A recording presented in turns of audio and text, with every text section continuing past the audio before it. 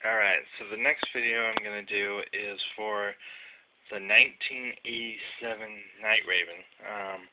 I never owned this as a kid, so just a couple years ago, actually probably more than that because I've been doing this for about 9 years is when I got back into collecting G.I. Joe toys. So this is the Night Raven, and the reason I decided to take a break from the electronic ones that I was doing is because I'm about to do my first video for the new Night Raven. So I figured before I start doing the new Night Raven, it might make sense to do the old one first.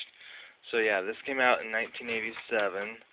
I don't know if it was used in the cartoon up before they came out with the Serpentor guy, but I remember Serpentor used one of these in the Rise of Serpentor miniseries, and of course in the miniseries it showed them having a landing gear or something ramp right here, and they would go in it, and it was more like the size of Air Force One in that one. So I don't think this is supposed to be anywhere near the size of Air Force One. But it's supposed to be a spy plane, and that's what's kind of cool about the pilot. The pilot's name is Viper, and I think that's a play off of Stratosphere, which is, I saw online, I guess it's the next layer of the atmosphere, which is, 6 miles above the Earth, and so it kind of makes sense that you would be called the Viper, and you keep seeing me rub this plane. I'm not petting it, I promise. I just realized just how dusty it is, and I can't seem to find anything to clean it off with. But so anyway, I got this one, and I'm not bragging or anything because they're not mint, but I was lucky enough, excuse the sharp camera angles, but I was lucky enough to win an auction for more than one. And I think it came to like $60 or whatever for these, and they're different degrees of being mint. Some have landing gear, some don't. Some came with a pilot, some didn't, but I still thought it was a pretty good auction that I won this many. So I now have 1, 2, 3, 4, 5, 6, 7 Night Ravens. So anyway, let's get on to why I think the Night Raven's pretty cool. You have a cockpit here, and it actually holds 2 people.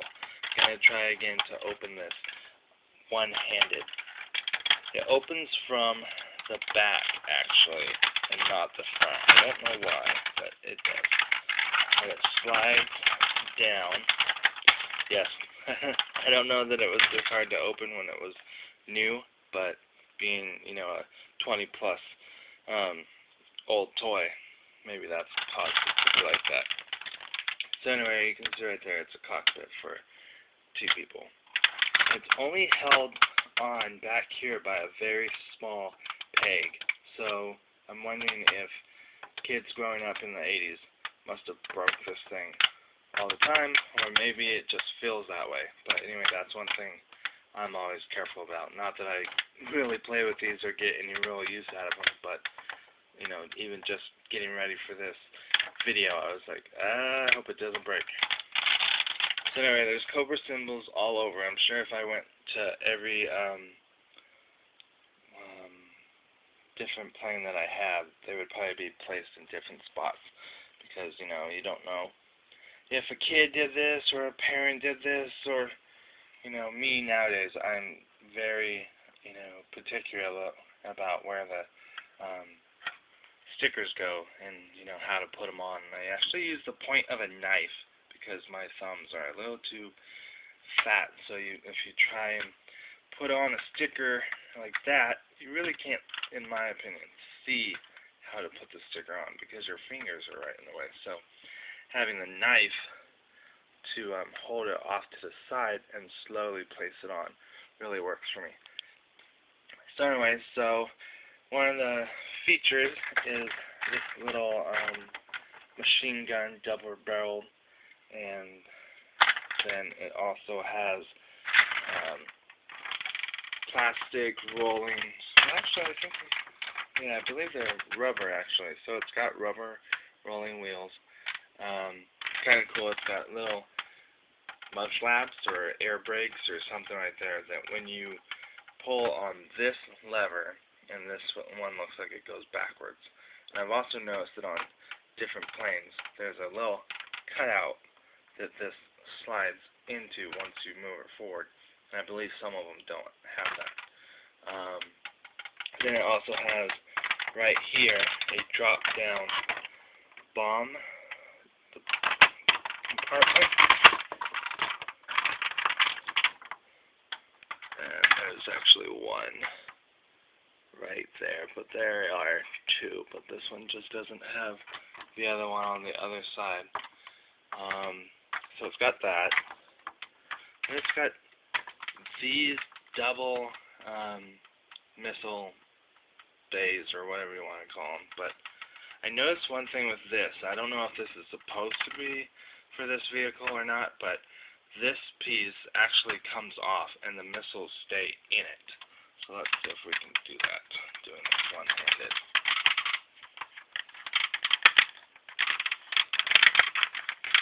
Alright. Come on. Alright. So there you go.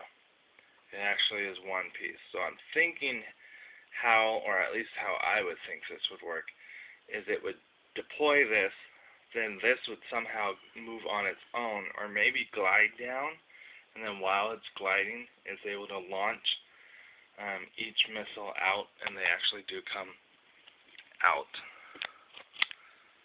So there's one of them right there. So they do come out. So that's how I would think it works. It's mostly pretty well armed, but if I remember right, because I don't have the box for any of these, this is more of a spy plane, so it's not really meant to be able to fight or whatever, but I'm glad that the designers, whether it makes it look cool or whatever, or if it just has maybe such important data on it that, you know, if it was in real life, you'd want this thing to be pretty well armed. Not just so it could fight, but just so that it could possibly get away and get where it needs to get that data. Pardon that loud noise. Oh, and then it's kind of cool. It's got a little raven right there.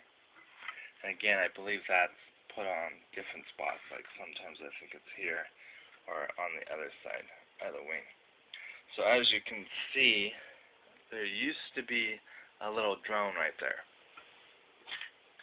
So let's show you the drone, which we actually have one of the versions of the Baroness. Or actually, this might be the one that was repainted, and so that she's known as the Chameleon, and she's supposed to be undercover as the Baroness. But anyway, so she fits in there, but she fits in there head first.